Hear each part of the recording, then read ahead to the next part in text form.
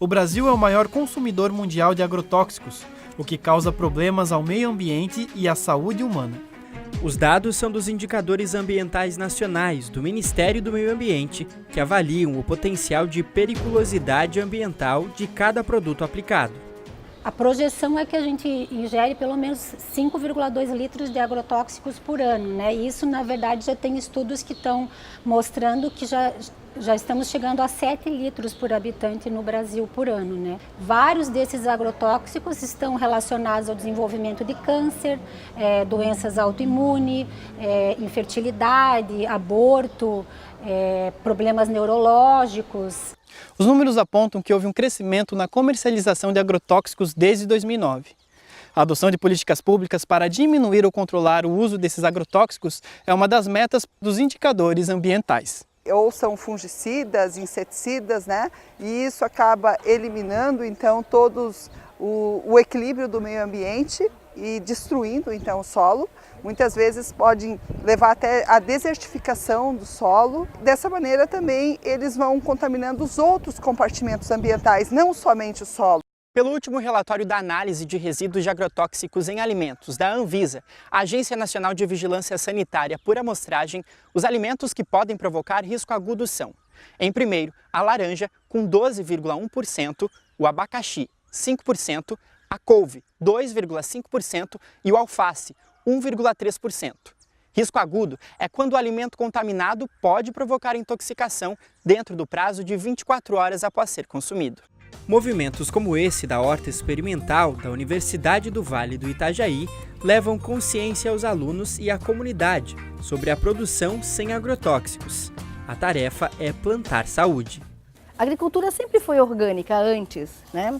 Há 150 anos que houve esse avanço da química, se percebeu que as plantas tinham composições de elementos e aí se caminhou para a química. A química é muito prejudicial porque os fertilizantes são solúveis em água. Sendo solúveis em água, tudo aquilo que a planta não absorve vai para o lençol freático, né?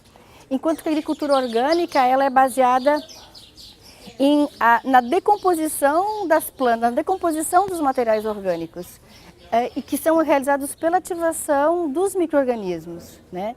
E que esses micro-organismos depois disponibilizam os nutrientes para as plantas de uma forma saudável. Professora, quando o produtor ele muda o foco de produção e planta de uma forma mais sustentável, o que é feito com essa terra que já estava sendo agredida pelo veneno?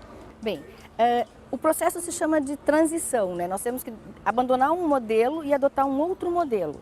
O modelo da agricultura orgânica, ele na verdade ele adota o processo de voltar a trabalhar o solo e a saúde do solo. E aí nós incorporamos matéria orgânica, incorporamos um composto bem feito e principalmente o estímulo da biodiversidade dos micro-organismos e dos meso-organismos que habitam o solo. São eles que vão decompor a matéria orgânica e mobilizar e quebrar muito dessas moléculas que têm essa carga tóxica. E a gente consegue ir limpando a propriedade. 2, 3 anos de total transição e abandono do químico, a gente consegue limpar uma propriedade. O Alessandro possui 3 hectares de terra certificados para a produção de orgânicos e 10 no processo de transição. A base do composto é o esterco dos coelhos e galinhas que são criados na propriedade, para produzir elementos do adubo orgânico e que fornece os nutrientes para um bom crescimento das plantas, sem a necessidade de defensivos agrícolas. O período de transição iniciou com a utilização do esterco na produção de grama. A aplicação foi tão eficaz que o material passou a ser utilizado na produção orgânica. Tem um acompanhamento também dessa compostagem, como que funciona? Bom, a gente dá uma segurança, né? Um composto, um esterco animal, ele nunca deve ser utilizado diretamente numa horta. Numa horta, especialmente hortaliças que são para consumo in natura, né? Porque você pode estar o risco de fazer uma contaminação com bactérias que são problemáticas, sei lá, por exemplo, uma clostridiose, uma salmonelose, então você tem que tomar esse cuidado. Então o que a gente faz? A gente faz uma compostagem, a gente assegura que esse material chegue a 50 graus e que ele fique pelo mínimo de um período de 10 dias. Então a gente faz 2 ou 3 tombamentos dessa pilha, para fazer essa elevação. Quando essa pilha começa a estabilizar, que ela não começa a elevar mais a temperatura, então ela praticamente já está pronta para ser utilizada, né? A propriedade nossa ela é assistida durante 18 meses no mínimo, né? E isso aí é um processo que todas as propriedades que têm certificação orgânica têm que passar, né? Depois da transição, o canteiro de orgânicos deve ser controlado com várias técnicas, como por exemplo uma barreira vegetal, para que não seja invadido por pragas e também por agrotóxicos vindos de plantações convencionais vizinhas. E uma outra situação que é importante você ter uma barreira vegetal ao redor de uma horta, que ela fica ali, ela aloja os predadores naturais. Então, caso ocorra uma praga, alguma coisa, o predador já está ali perto, então ele consegue controlar rapidamente essa praga. Toda uma técnica é usada para a produção das hortaliças, que crescem no modelo de mandala. Tudo para ocupar menos espaço e produzir mais. Tem todo um benefício hierárquico, né? Então é um benefício para a terra, para as pessoas, tem todo esse processo, né? Com certeza, isso aí é até uma palavra que a gente utiliza, que a gente aprendeu na época que eu fiz um mestrado em agroecologia, né? E a palavra é chamada simbiose, que é uma interação do meio ambiente com o solo. Então não ocorre uma competição, existe uma interação. É um benefício para a terra também. Para a terra e para nós, né? Porque você trabalha com um alimento mais limpo, sem risco de contaminantes, é muito mais saudável, né? Então é um pouco mais dificultoso pela questão dos volumes que que são mais expressivos, né? Principalmente a questão da adubação, ela é mais pesada, aqui sempre a gente faz um controle mais massivo, tudo que tem que ser anotado quando você planta, quando você colhe, qualquer trato cultural. Tem que ser fechar as estatísticas, né, compor estatísticas, então ela é uma agricultura de mais precisão, né? Mas a transição no Brasil ainda é um caminho que precisa cada vez mais ser avançado. Professora, então quais são hoje os maiores desafios para implantar esse segmento na área da agricultura? Eu acho que é também os produtores perceberem que esse modelo ele pode ser trabalhado de forma tão intensiva e tão técnica e tecnológica como é o modelo convencional. Nós utilizarmos tudo aquilo que é bom do convencional e aplicarmos a essa agricultura para que ela traga bons resultados e quantitativos principalmente, né? Que possa ser produzida em grande escala. No Brasil a gente não tem tantos exemplos, assim, principalmente aqui que eu poderia te dar, porque é muito agricultura familiar. Mas em outros países é em grande escala. Nos Estados Unidos mesmo é um dos países que tem muita agricultura orgânica, né, em grande escala. E na América Latina, México, por exemplo, também, Costa Rica, Equador, tem uma quantidade muito grande de grande produção.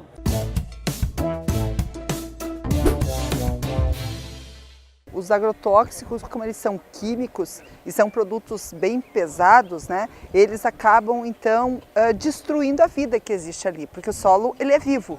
E se o solo não tiver vida, ele não vai conseguir produzir um alimento de boa qualidade. Então, eles acabando com todo esse equilíbrio, então acabam destruindo, né? Então, destrói tudo que é vida e que poderia ser benefícios e nutrientes para os alimentos.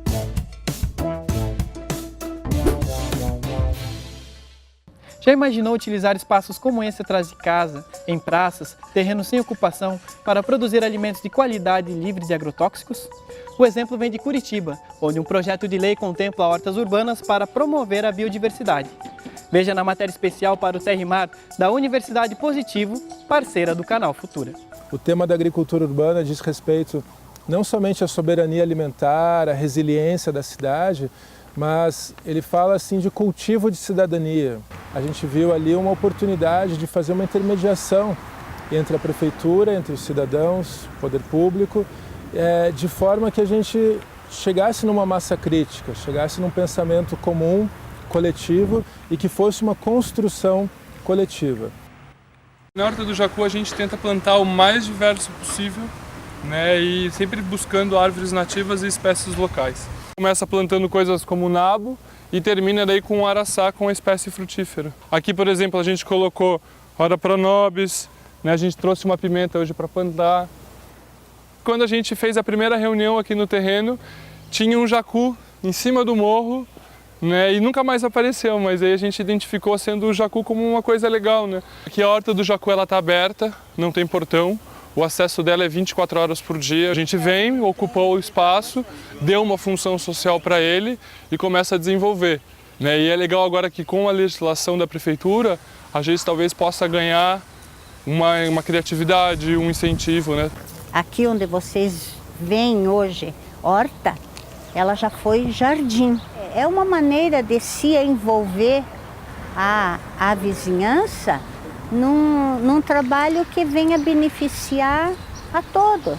Vou ali na portaria do prédio, o seu Zé, que é o porteiro, aí eu não entro, eu bato no vidro, faço assim, um sinalzinho para ele. Aí ele vem, desce a mangueira por ali, naquele gradeado, ele desce a mangueira, eu puxo a mangueira para cá e molho a horta toda. Quando eu termino de molhar, recolho a mangueira ali, vou lá na portaria, faço um sinalzinho para ele que já está legal, dou um tchauzinho e vou-me embora. O que acontece com a evolução das cidades? Vão ficando uma série de vazios não utilizados nesse espaço urbano. Muitas vezes esses vazios são decorrentes de disputas familiares, de heranças ou lugares que ficam por um bom tempo abandonados ou até por questão de valorização da terra. Dentre esses usos desses espaços, eu acho que o cultivo das hortas urbanas ele é muito importante. Assim, ele vem entrar num nicho que se discute muito essa questão hoje de sustentabilidade urbana, sustentabilidade em todos os sentidos possíveis que a palavra pode ter. E muitas vezes é a geração de renda de comunidades mesmo. Então os espaços que eram até então abandonados, eles começam a ser um espaço ocupado para esse cultivo de alimentos, que é muito importante, ainda mais nos espaços urbanos saturados como eles estão. O Legislativo está aprovando a lei, o Executivo, a Prefeitura vai regular essa lei dentro das questões técnicas de produção, das questões técnicas urbanísticas da cidade, tá? Para que esse convívio seja benéfico para todos. E dentro desse protocolo tem o técnico que vai fazer uma visita e vai indicar, o que é melhor plantar aqui? É uma planta arbustiva, uma planta frutífera? Eu vou plantar uma leguminosa ou uma folhosa? Então tudo isso ele vai indicar a maneira correta ou o que plantar para que a pessoa possa aproveitar o máximo possível. Essa horta comunitária do Cajuru surgiu em julho de 2017. Aproximadamente 100 pessoas beneficiadas, ou seja, são pessoas que comem, que recebem doação ou que compram daqui. Plantamos, colhemos, nós doamos as hortaliças, as verduras que tem aqui. Como é uma horta, a gente ensina o que plantar e que época plantar, como plantar, o espaçamento ideal. Mas molhar eu molho, cuido, falo com o pessoal para cuidar. Aqui nós temos um canteiro com mais cebolinha, salsinha, alfaces, né, roxa, várias espécies. Eles normalmente não plantam uma coisa só em um canteiro. Ele é diversificado para poder ter a maior variedade dentro da horta. Veja a seguir, um projeto de extensão comunitária ensina como transformar o lixo orgânico em adubo e as pesquisas para diminuir o uso dos agrotóxicos nas lavouras de arroz. Ter uma horta dessas em casa é fácil de manter. O projeto de extensão da Universidade do Vale do Itajaí promove a troca de experiências nas comunidades, ensinando a cultivar alimentos saudáveis no quintal de casa. As hortaliças viçosas num pequeno espaço da casa da Rosinei são sinais de que ela está buscando um alimento mais saudável. A horta é um capricho. É para ter uma vida saudável, né? Para se livrar dos agrotóxicos. Isso é bem barato e o benefício é maior, né? Exemplos como o da Rosinei podem ser copiados à vontade. Destinar espaços para cultivos sem agrotóxicos é sinal de buscar mesmo saúde. O projeto Pequena Folha, da Universidade do Vale do Itajaí, leva conhecimento às comunidades sobre como aproveitar o lixo orgânico para fazer composteira em casa. Os restos de alimentos podem sim se transformar em outros alimentos e até remédios. No posto de saúde desse bairro, da cidade de Itapema, em Santa Catarina, uma pequena horta é o exemplo. Nossa prática diária, né, a gente tem visto o grande consumo de medicamentos, né, exacerbado muitas vezes, né, que a gente tem esse consumo da população. Então, pensando nisso e na integralidade também do atendimento da população e fazendo as práticas, né, integrativas do SUS, né, a gente pensa numa forma mais natural. A ação é estendida à comunidade. Na casa da Cláudia, por exemplo, o jardim tornou-se mais florido e até a grama que estava morrendo voltou a crescer com um adubo feito na composteira que a artesã tem em casa. Cláudia, por que você optou por usar esse método da compostagem caseira? Eu participei de algumas oficinas com as meninas, né, do NASF, aí elas montaram esse projeto e eu comecei a perceber como a gente desperdiça, que vai para o aterro sanitário, coisas que a gente tem em casa e que a gente podia fazer com que isso vire vida. O meu espaço aqui não é muito grande para eu ter horta, mas eu quero colocar cebolinha, salsinha, que isso você pode fazer em vaso no próprio muro. Eu já tenho um projeto para isso e ultimamente eu uso para as minhas flores. Na casa da Dona Norma, as flores também estão crescendo mais saudáveis. A aposentada gostou tanto da ideia que resolveu ceder um terreno para a criação de uma horta comunitária. Eu tenho um espaço grande ali parado, só com mato e coisa. Daí a gente está tentando, diante da prefeitura, conseguir um aterro para poder fazer essa horta.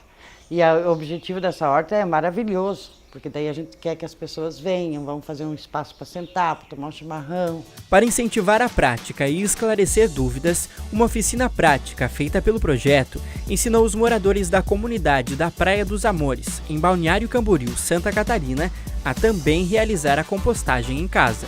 A questão do lixo, né, ela é bem importante e é importante também entender que cada um de nós tem a responsabilidade sobre o lixo que a gente gera, né?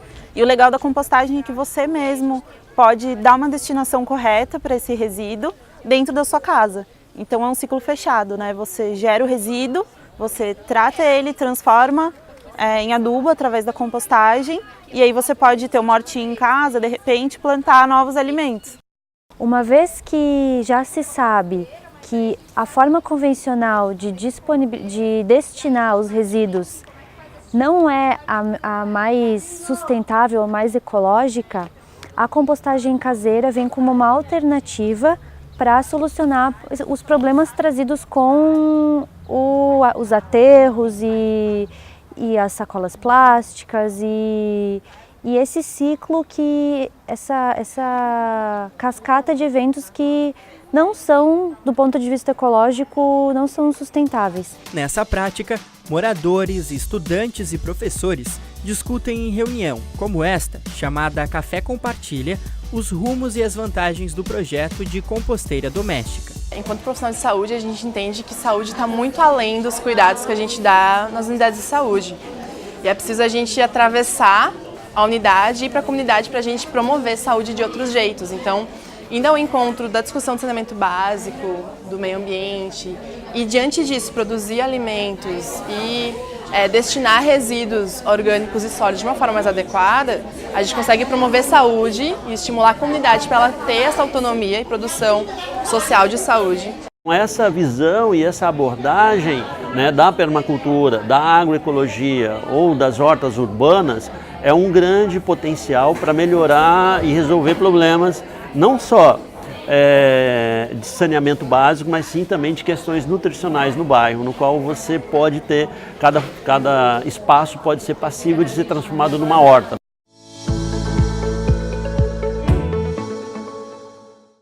Permacultura não é uma única coisa, mas são muitas coisas integradas, né?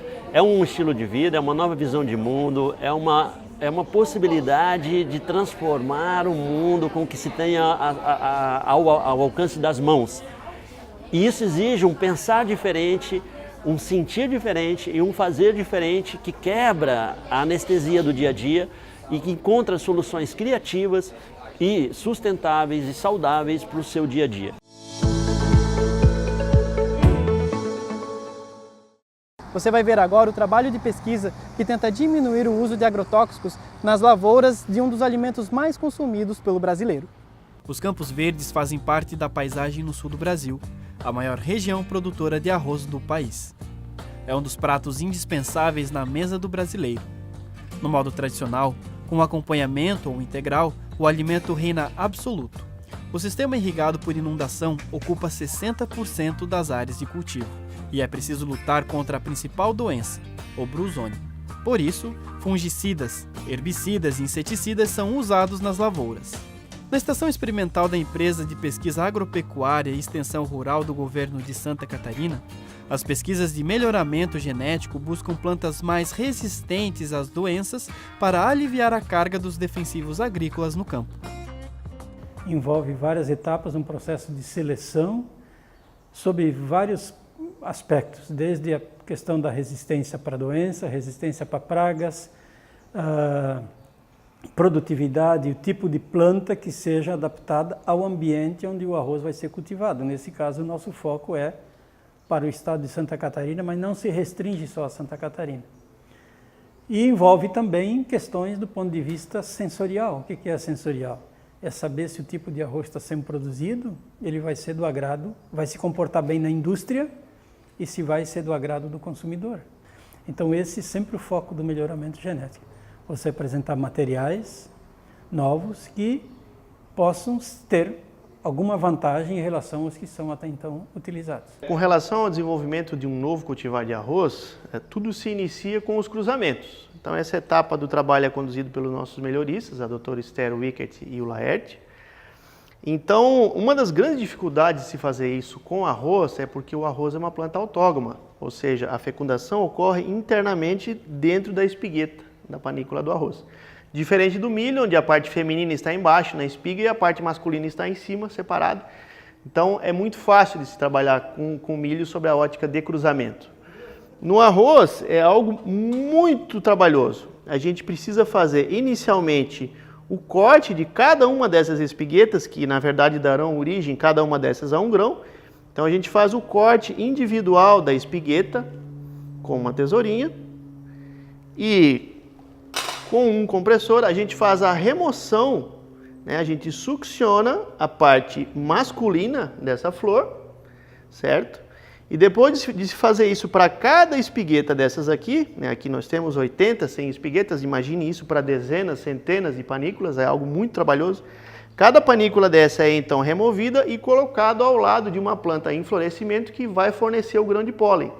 Pólen esse que vai fecundar o óvulo que está aqui, em cada uma dessas espiguetas que a gente preparou, e daí a gente vai conseguir a primeira sementinha F1, fruto desse cruzamento. E daí inicia-se então o processo de melhoramento, ano após ano, até que a gente chegue cerca de 10, 12 anos após esse processo a um novo cultivar de arroz. Essa questão de uso de defensivos químicos ou agrotóxicos, como queira, é uma preocupação mundial. E uma preocupação da EPAG também. Então, por meio de um trabalho de monitoramento de resíduos, conduzidos há muitos anos aqui na empresa, coordenado pelo colega José Alberto Nordin, nós temos acompanhado o quanto de resíduos de agrotóxicos existem nas águas de produção de arroz, que são liberadas para os rios, e também agora nós estamos fazendo análise em grãos. Então, felizmente, os níveis de resíduos encontrados até o momento, eles estão dentro daquilo que a Anvisa preconiza, mas nós queremos reduzi-los ao máximo. Então, nós estamos, sob a ótica de manejo de doenças do arroz, com um trabalho de resistência genética. E nós estamos agora com um trabalho que vai além disso. Por meio de ferramentas moleculares, nós estamos incorporando genes de resistência, vários genes de resistência em uma mesma planta, vislumbrando o desenvolvimento de uma cultivar que ofereça uma resistência durável a essa doença e, com isso, reduzindo ao máximo a dependência de fungicidas. Na pesquisa, ganham produtores e consumidores. Tudo que é feito aqui, ele é pensado para o campo, né? Tendo um compromisso também, uma preocupação com os consumidores. Nós não estamos alterando geneticamente o material, né? Sim. Nós buscamos aqui o melhoramento. Dentro do melhoramento, nós temos trabalhado com hibridação e também trabalhamos com mutação induzida.